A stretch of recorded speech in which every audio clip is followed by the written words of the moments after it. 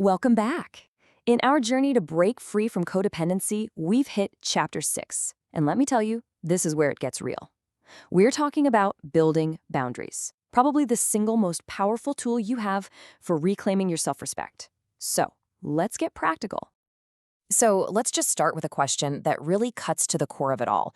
Just think about this for a second. If you don't respect your own limits, why would anyone else, right? This isn't about being difficult or selfish, not at all. It's the absolute foundation of self-respect. Now, the good news is there's a really straightforward framework for this. It's a simple, logical, 3-step process. First, you have to create the boundary. Get clear on it in your own mind. Then, you communicate it. And finally, and this is the tough one, you have to be ready to enforce it. So let's break down exactly how to nail each one. All right, on to step 1, creating your boundaries. Look, before you can say or do anything, you have to get crystal clear with yourself about what your limits actually are. This is an inside job, first and foremost. So how do you get that clarity?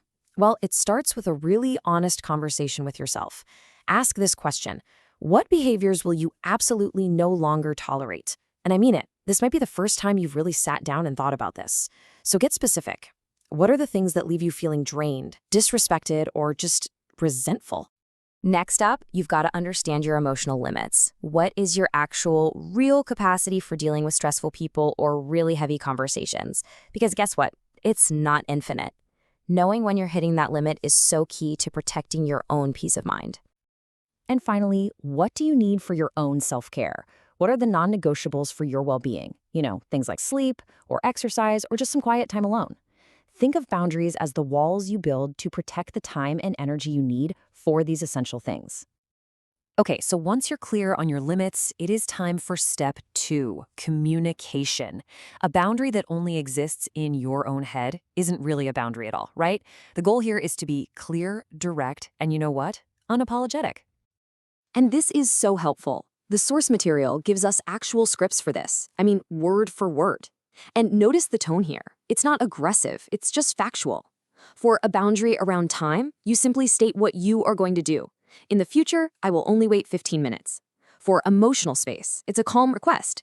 Please ask before talking about heavy things. And for finances, you state a really clear condition. I'd like to discuss a repayment plan before I can lend more.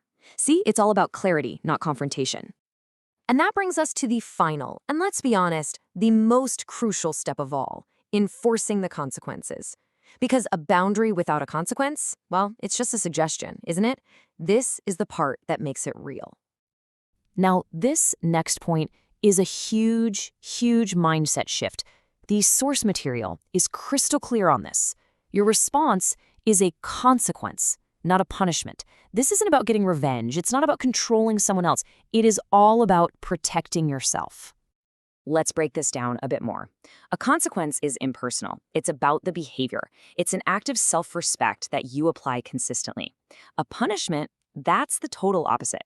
It's personal, it's emotional, and it's usually an attempt to control the other person. One is about protecting your peace, the other is about trying to change theirs. Big difference. And here's an analogy that just illustrates this idea perfectly. If you touch fire, you get burned. The fire isn't punishing you. It's just being fire. Getting burned is simply the natural, impersonal consequence of your action. Your boundaries, they should work the exact same way. So let's see how this actually plays out. If someone shows up unannounced after you've asked them not to, the consequence is you just don't answer the door. Your action enforces the boundary. If someone keeps sharing your private information, the consequence is you stop giving them that information to share. Notice how the enforcement is all about what you do, not what you try to make them do. You take back control of your own actions. Now look, this whole 3-step process is a muscle you have to build. And the source points out that there are a few key habits that can really reinforce all this hard work, strengthen your sense of self, and make it so much easier to hold those lines you've drawn. Think of these as the foundation that holds everything up: maintaining friendships, investing in your hobbies, actually getting comfortable with being alone, prioritizing self-care, and sticking to your own goals. These things build a really strong core of individuality.